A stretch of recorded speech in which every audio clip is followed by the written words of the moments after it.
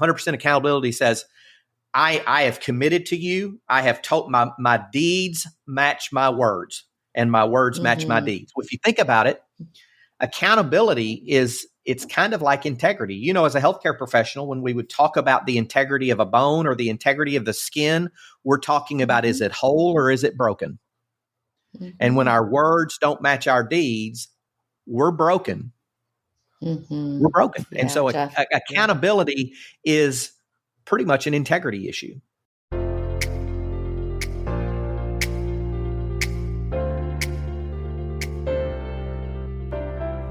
Welcome to Culture Change RX, the podcast for healthcare professionals that are committed to creating a thriving workplace culture, improving the experiences of employees and patients, and ultimately unlocking their organization's next level of potential. I'm Sue Tetzloff, your host and co-founder of Capstone Leadership Solutions. Join me and my insightful guests each week as we share actionable insights for navigating the crucial people side of the business of healthcare.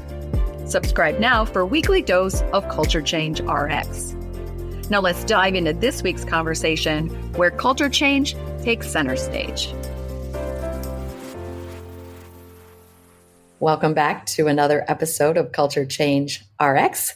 And this is one of those episodes where I have a guest, an expert in the studio with me here today.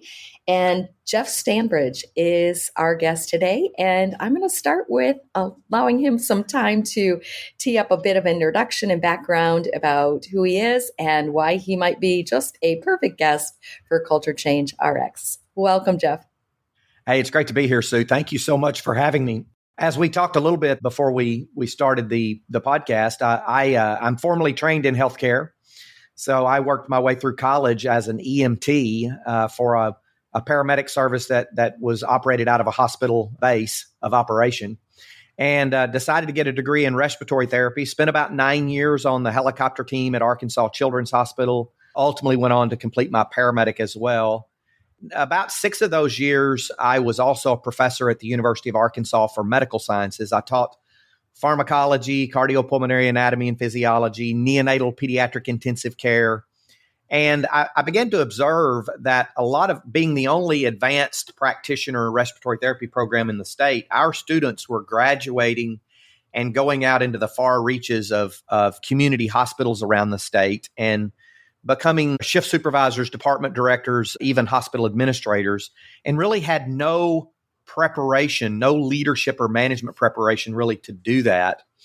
So I started a course in leadership, not just for our respiratory therapist students, but also for rad techs, med techs, nuclear medicine techs, and all of those allied health professions in the College of Health Professions at UAMS, and just fell in love with the study of leadership, both on an individual level, at an organizational level, and decided I didn't want to do another clinical degree. So went on to get a master's and then a doctorate in organizational behavior and leadership. And that kind of just changed the trajectory of my career. Spent about 20 years with a publicly traded company outside of healthcare in the data analytics space. Started companies in Poland, China, acquired companies across Europe, Saudi Arabia, Brazil. And I got the opportunity to study culture, organizational culture in different cultures. Got the opportunity to study high performance both at the individual level, at the team level, and at the organizational level. For the past 8 years or so, I've been working with everything from startup entrepreneurs to large scaling companies. I have a number of clients that are in the healthcare space, some federally qualified health centers, a large pediatric organization, a critical access hospital that's actually managed by a large health system. And so it's been a good run, so to speak. Yes, you've been up to a lot of things in a lot of places. You know, what I was interested and intrigued by with your background, Jeff, is that, you know, across multiple industries, across continents, you've been able to experience the importance of culture across all of that, you know, not just specific to one industry or one place in the world, but and also really to leverage that, it sounds like, for helping organizations thrive and even grow. So that's certainly something at Capstone and the work we do with our small healthcare clients Mhm. is truly what we're up to as well, is really to help them to continually improve and grow. And you've taken that to a whole new level in all sorts of places. And so I'm sure that there's some lessons, some tips, some tricks, and you've even built a framework around this to be able to guide those people Mhm. that you work with. But I'm just wondering, just as like an opening point of Mhm. conversation and benefit to our audience, what would you say maybe is a, key lesson, key message, key story that any organization, any business can benefit from, related to creating a better culture, stronger culture? Probably the single greatest lesson that I've learned is that every organization has a culture. Even if you think Mhm. you don't, every Absolutely. organization has a culture. Early in my career, I will admit that I probably fell into the trap of thinking any conversation about organizational culture was kind of fluff conversation. That comes from a Mm. lot of operators, operational CEOs, COOs, CFOs, Mhm. CTOs. I subscribe to the management thinking of Peter Drucker, who said, you can have the best strategy, the best products and services in the world, but culture will literally eat it for breakfast. Recognizing that positive, strong cultures have been associated with faster revenue growth, higher degrees of profitability, higher degrees of customer satisfaction and customer experience, lower degrees of turnover, higher degrees of employee engagement. Negative or weak cultures have been associated with greater degrees of disengagement, turnover, the cost of turnover and disengagement, accidents, errors, omissions, et cetera. And so all of the research points to positive, strong culture, good organizational performance, weak, negative culture, negative organizational performance. Yeah. And Yeah. and it's Yeah. probably no better encapsulated that lesson than from one of my clients a few years ago, where I met with him, CEO of a company. It was a private equity backed company, and I said, I'd like to share with you maybe some observations. We were just engaged to do some sales coaching with all of his sales performers actually, but ultimately his top sales performers. And I said, I'd like to share with you some observations we've made over the last year or so with your organization about culture. And his response was, culture? We don't have culture. We have no culture. People do work and I pay them for it. That's our culture. Mm. And he was kind of right. So, Yeah, every organization has a culture. So true, right? Every organization has a culture. And is it by default or by design that they have that's right. culture? And are they working to strengthen it? Or is it just, whatever it is, it is? You mentioned that, you had made those observations. I find myself like that now, like even as a person that just goes about the world doing my life, Mhm. I walk into any organization and I can't help but not, sense or pick up on the cues about that workplace culture, that Mhm. organization's culture, or even a family's culture, or a church's culture, or whatever. I kind of have spidey senses about that now, right? It's just one of those things. My radar's on, my antenna's up, and I sense and observe keenly what's going on related to interactions. And I bet you have those senses about you too, and you can't turn it off. That even though you're doing this work on sales, you can't help but watch the culture of the For sure. people that are working in sales and how they interact with the other parts of the business. Do you have any tools or tactics beyond just keen observation? Is there any refined tools or tactics or assessment things that you do in your company to find out what their opportunities are or where their weaknesses are related to culture? We do. So everything that we do at Innovation Junkie is about sustained strategic growth. So sustained strategic growth can be explosive growth or it can be incremental growth, but it's thoughtful, strategic, and it's orchestrated in a manner that can be sustained. In order to drive that, we created a diagnostic tool called the Growth DX, the Growth Diagnostic, and growthdx.ai is the link to Growth DX, and it's an assessment that the senior leaders of an organization take that measures the company against about 75 best practices categorized into 7 different diagnostic domains. So there's revenue velocity, which is speed, power, and effectiveness of your sales, marketing, and messaging efforts. There's organizational effectiveness, operational effectiveness, leadership effectiveness. All of those things have a finger into culture, right? Innovation readiness, digital readiness, and sales disciplines. And depending on what we find in that, it's not uncommon for us to do a little bit of a deeper dive into culture. And we have just a kind of a routine culture assessment that we will take, that we will administer rather in many instances. The other thing is, back to your spidey senses, I like to ask people, predominantly the leadership organization, what is culture? We talk about culture a lot, but what is it? And I get comments like, well, it's the core values of an organization. Okay, that's part of it. But, culture is everything. It is that feeling that you have when you walk into an organization or when you walk out of an organization. As a customer, you're feeling culture. It's the experience that you encounter when you interact with people in the organization. What I think a lot of people don't really understand is the culture can be and usually is different in various pockets of the organization. There's this thing we have called the espoused culture. That's the culture that we say we have and we want to have. And then there's the actual culture in action or culture in use that's taking place. And we want those to be synonymous with one another, but reality is they're almost never synonymous.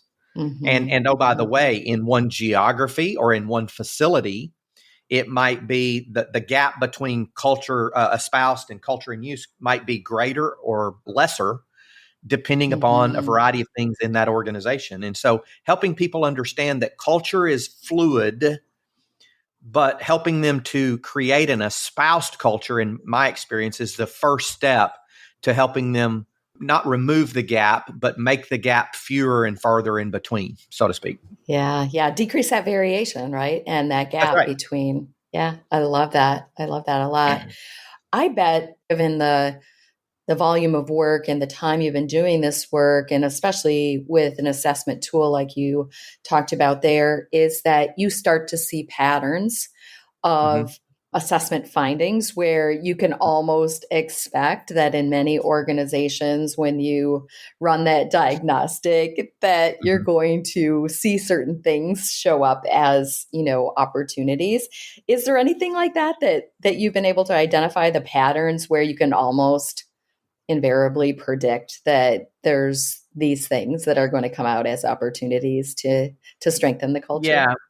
We've not specifically, run validation studies, but there are kind of 6 areas that I've organized into what I call the culture of excellence. And they're based on observations and some of those assessment questions and just years and years of experience.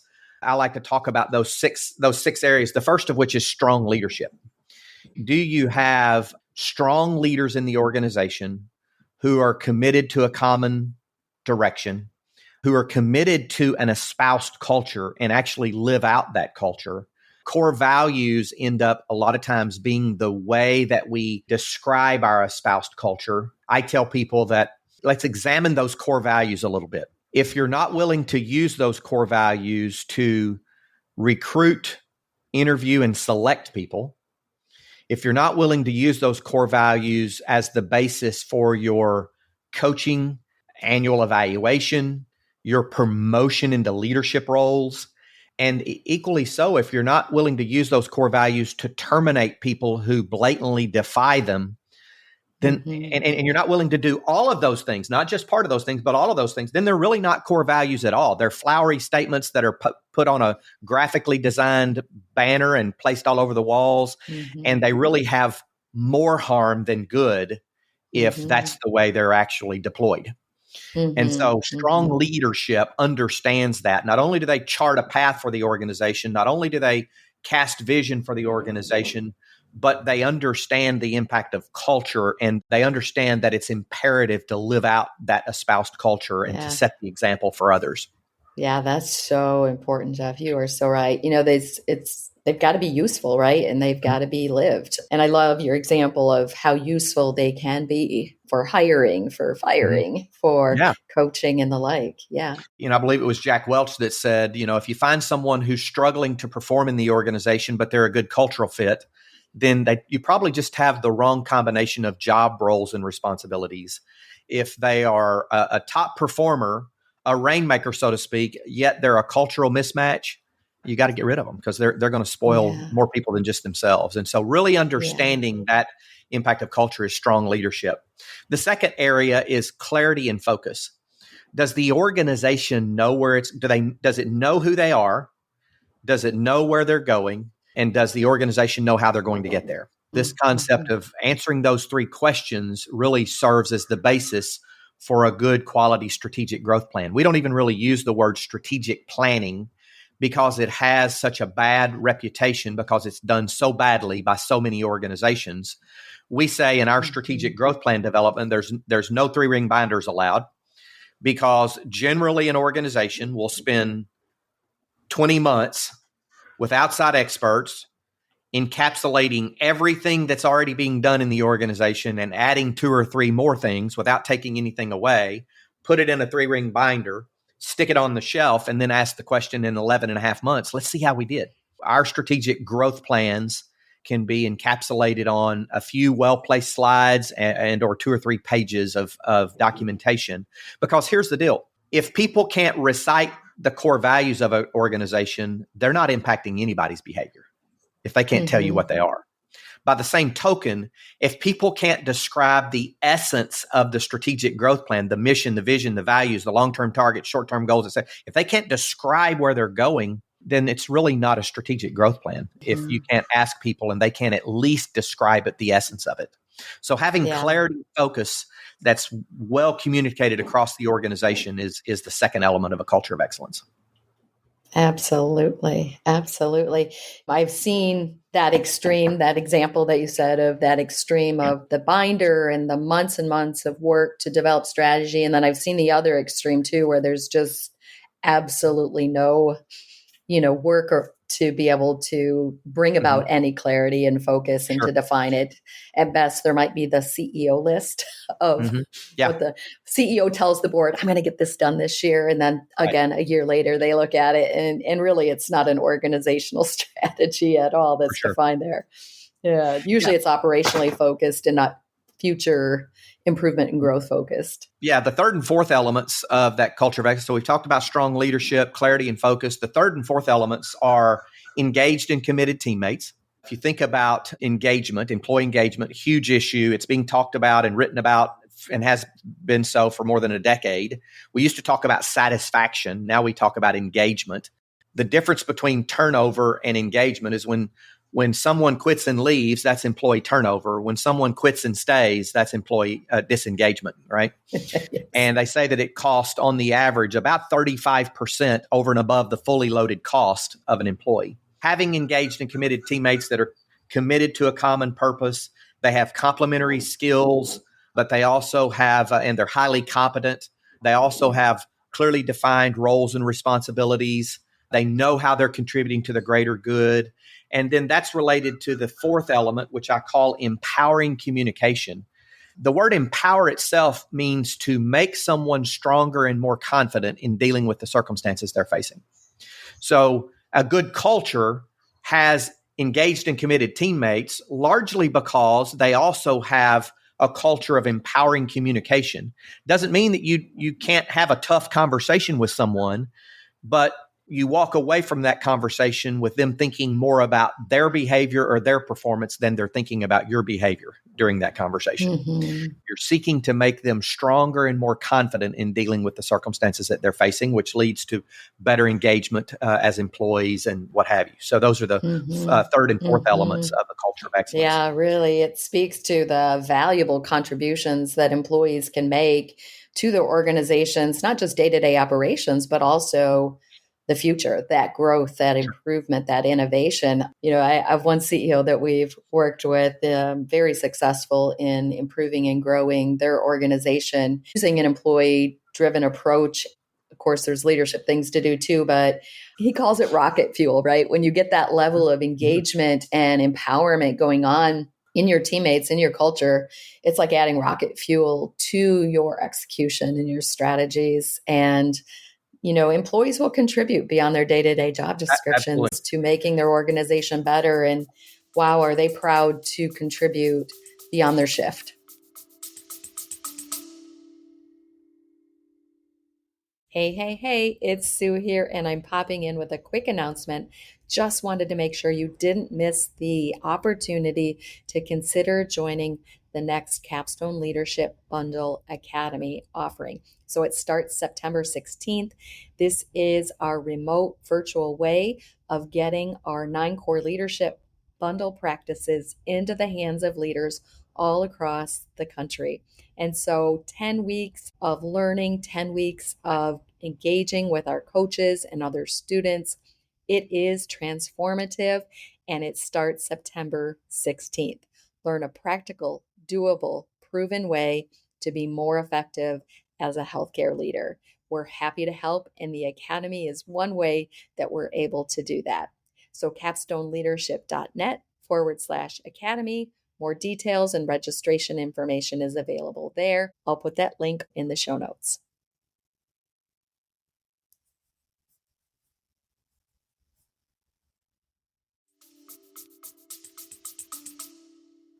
So I work with a CEO and of a large, I'd say a fairly large for our geography health system. And he takes all of his managers and directors off site once a quarter for what he calls the Leadership Development Institute. And it's about 80 or 90 of them. 2 times in the last 3 or 4 years, we've run an all-day innovation sprint where we had them identify the biggest challenges within the health system, pitch those. We down selected the top 10 of those. We formed teams around those. They spent the day fleshing those out and developing some rudimentary solutions. We picked the top 3, and then I coached those 3 finalist teams over the course of the next 2 or 3 months for ultimate presentation to the board. And the board selected 1 or 2 of those and actually put funding behind bringing those ideas to fruition. And it's really been transformational in terms of some of the outcomes that have occurred. One was done pre-COVID, one was done post-pandemic COVID. And it's been really, really well received and has produced some really high quality outcomes as well. Well, that's an opportunity to get people engaged in the strategic challenges of an organization. Yeah. It takes some organization, right? It takes some structure to it. It may organically surface, but oftentimes we've got to put some structure around it. We've got to invite it. That's amazing. For sure. And then the last number 5 and 6. Yeah, 5 and 6. So 5 is 100% accountability. 100% accountability. Is that possible? Well, it's a goal, kind of like having your spouse culture and your culture in use being the same. It can be elusive, but it's something that you want to strive for. And so how do we create 100% accountability? Well, number one, you start by everyone understanding exactly what their sandbox is. Everyone understanding precisely what their roles and responsibilities are, what they're responsible for, and whom they're accountable to. 100% accountability looks like this. If I commit to you that I'm going to deliver something to you by noon on Thursday, and on Tuesday, the wheels come off the bus in my sandbox, and I realize that I'm at risk for making that commitment, at the very first possible moment, I sit down with you and I say, Sue, is noon on Thursday a drop dead deadline for you? To which you might reply, no, actually, I'm kind of off track. And so I'm not going to look at it before Monday. And I'm going to say, whew, okay, that's great.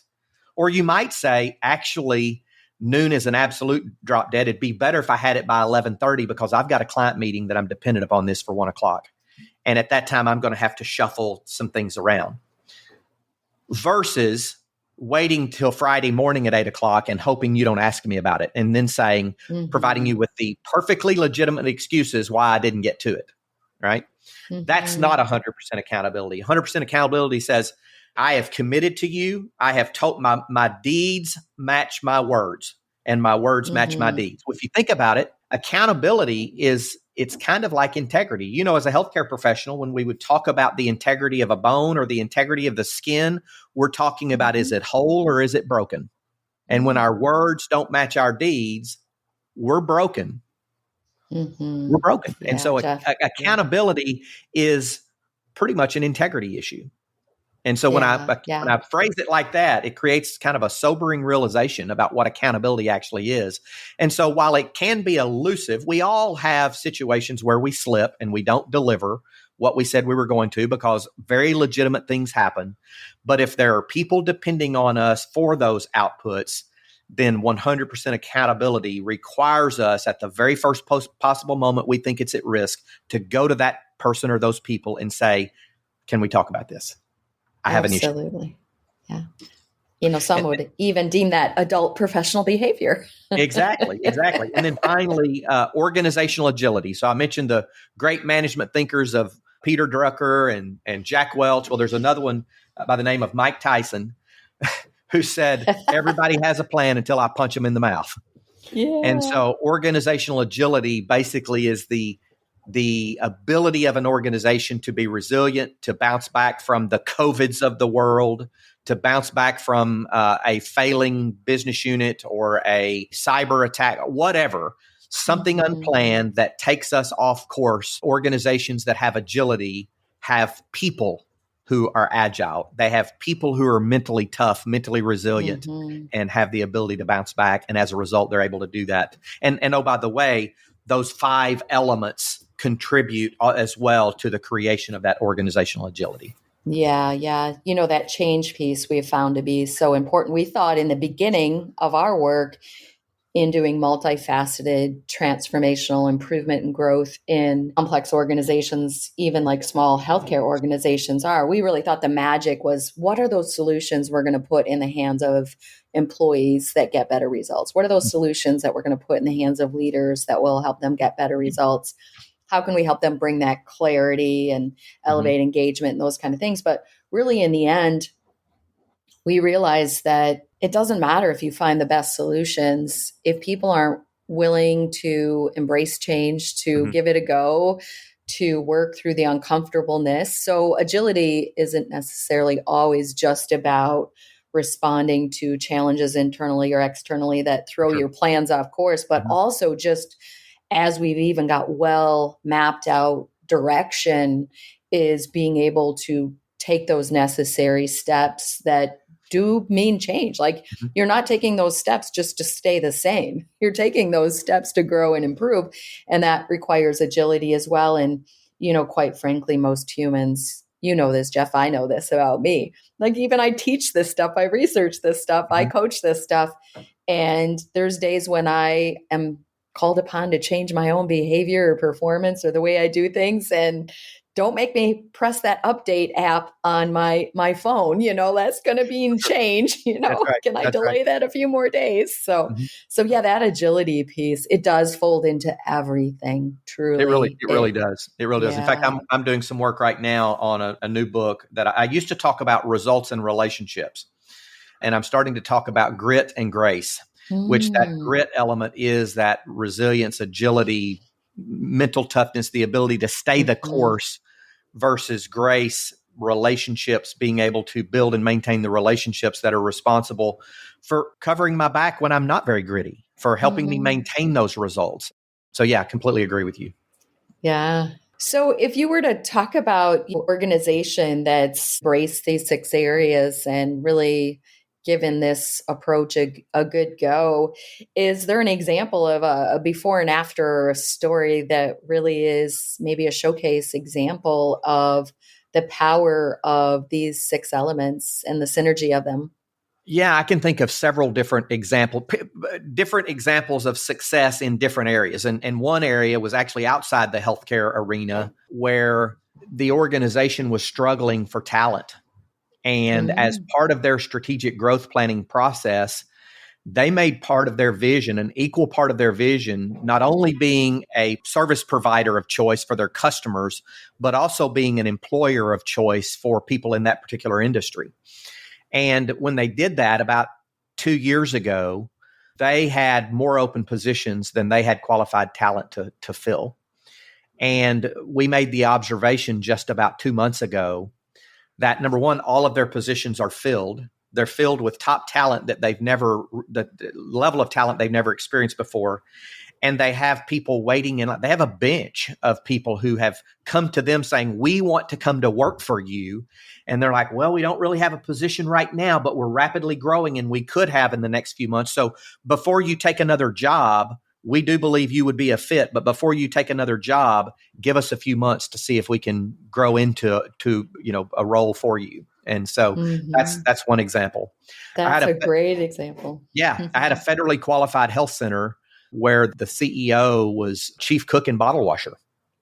And he was involved in every aspect of that center. And two things happened after we built the strategic growth plan and started working on some of those cultural elements. He came back to me and said, you've moved us further in 10 months than we've moved in 10 years. And as a result of that, he now has key leaders in place who know what their sandboxes are, who pursue, maybe they don't always achieve it, but they pursue that 100% accountability.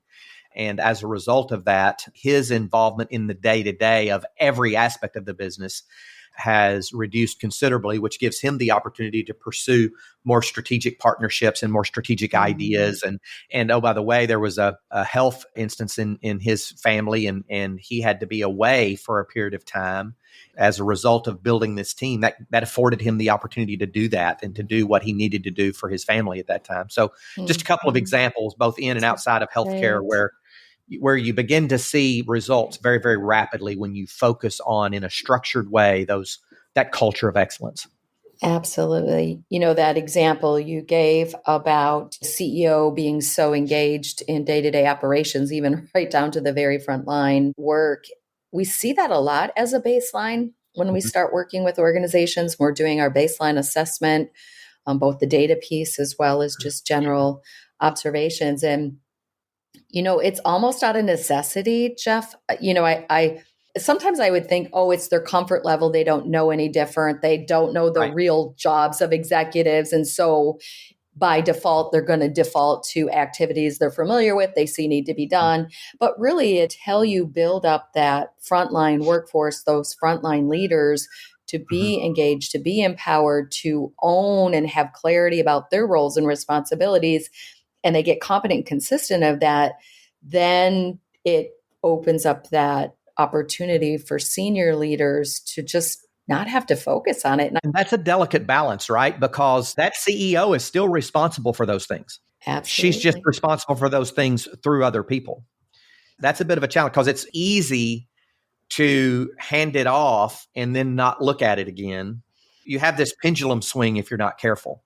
The high quality CEOs understand that while I'm delegating this, I'm not abdicating it. I'm still responsible for it, but I'm responsible for it through Sally or Jimmy or Tommy or Billy or whomever. Yeah. And through setting you up for success, to have the tools and equipment to do your job and to feel empowered to be autonomous and make decisions when things go awry, and me not jumping in to be the hero and save you every time. So because as a senior leader, I think that's my role. Well, Jeff, boy, 30 minutes goes by really quick when we're talking about a topic we're very passionate about. And I've learned so much from you, and I really appreciate you sharing your culture of excellence framework. It's beautiful. It resonates very much with me and the work that I've seen be successful. And so thank you for being a guest today. And I'm just wondering, was there anything when you were anticipating our interview today and our time together, was there anything in particular what you wanted to make sure you shared or got in that we didn't have an opportunity to talk about yet? No, I think we hit all the topics. I would say I'd love to connect with any of your listeners who want to explore further. I can be found on LinkedIn pretty frequently, and my handle there is just Jeff Standridge, or at jeffs@innovationjunkie.com, jeffs@innovationjunkie.com, or jeffstandridge.com. Any of those three. Love to interact with any of your listeners. And so I really appreciate the opportunity to visit with you. I love the work that you guys are doing. You're doing the Lord's work, so to speak. So keep it up. Yes, indeed. Thanks for noticing that and recognizing that, Jeff. And we'll make sure we put your links in the show notes so it'll make it easy for people to connect to you. I hope some of our listeners do take you up on that offer to connect and to learn more about what you do. It's very impressive, Jeff. Thank you for what you're doing, not just in the world of healthcare, but also beyond that. Thank you so much, Jeff. Thank you, Sue. Great conversation, and I wish you all the best. Thank you. Thanks for tuning in to Culture Change RX. If you found value in today's episode and you are a believer in fostering change in healthcare, join us in making a difference. Follow, rate, and review our podcast on your favorite platform. Share it with colleagues and your network. Together, we can make a lasting impact. Until next week, keep inspiring positive change.